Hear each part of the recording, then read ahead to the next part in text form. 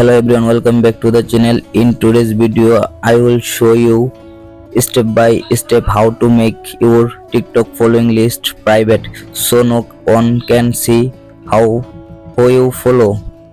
Let's get started. Okay, first open your Google Play Store app and now search here TikTok app. Okay, click on the TikTok and check your TikTok app update. My TikTok app already updated. Okay, now open your TikTok app and click on the profile icon.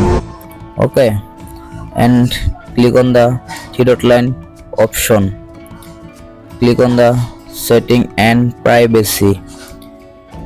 Now click on the privacy option and scroll down. Now click on the following list. Okay, now click on the only you option, enable, and I hope your problem has been solved successful. Please subscribe my YouTube channel.